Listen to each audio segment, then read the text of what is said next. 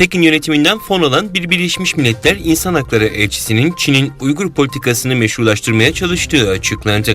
Birleşmiş Milletler'in özel raportörlerin ortaklık yaptığı, ziyaret ettiği ve sponsor aldığı kurum, ülke ve hükümetlerin belgelendiği bir raporda Çin'in Doğu Türkistan meselesindeki propagandalarına onay veren Birleşmiş Milletler İnsan Hakları Elçisi Alana Dohan'ın geçtiğimiz yıl ortaklığı aracılığıyla Pekin yönetiminden $200.000 elde ettiği ortaya çıkarıldı.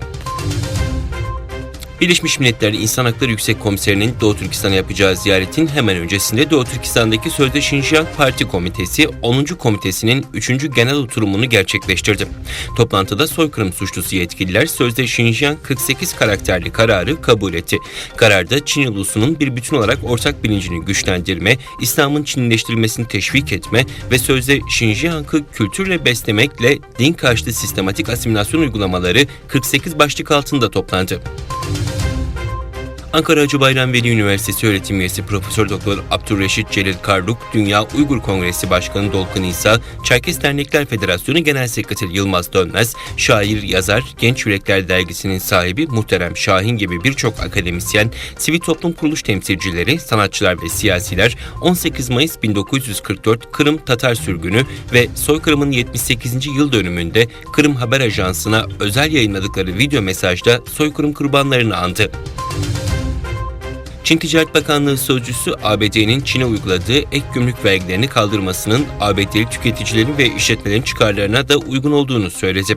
ABD Hazine Bakanı daha önce yaptığı açıklamada ABD'nin Çin'e yönelik ek gümrük vergilerinin bir kısmını kaldırmasından yana olduğunu ifade etmişti.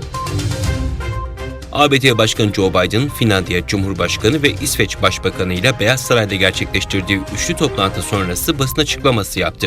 Biden, ABD'nin Finlandiya ve İsveç'in NATO üyeliğine güçlü destek verdiğini belirterek söz konusu iki ülkenin üyeliğinin NATO'yu daha güçlü hale getireceğini ifade etti. Finlandiya Cumhurbaşkanı, Türkiye'nin güvenlik endişelerinin giderilmesi konusunda mutabık olduklarını söyledi. Alternatif ticaret yollarını hayata geçirerek ABD'yi zorlayan ve endişelendiren Çin, Kuşak ve Yol projesini Güney Amerika'ya kadar genişletiyor. Çinli şirketler Peru'da Güney Amerika'daki ilk limanının inşasını tamamlamak üzere. 3 milyar dolarlık şantiye Çin'e bu kıtada da bir stratejik merkez oluşturma olanağı sağlayacak. NATO Genelkurmay Başkanları toplantısı Brüksel'deki NATO karargahında yapıldı. Toplantı sonrası gazetecilerin sorularını yanıtlayan NATO Askeri Komite Başkanı, Finlandiya ve İsveç'in üyeliğine kadar geçecek süre içinde verilebilecek güvenlik garantilerinin bir müttefike yapılan saldırıyı tüm ittifaka yapılmış sayan NATO anlaşmasının 5. maddesindeki gibi olamayacağını söyledi.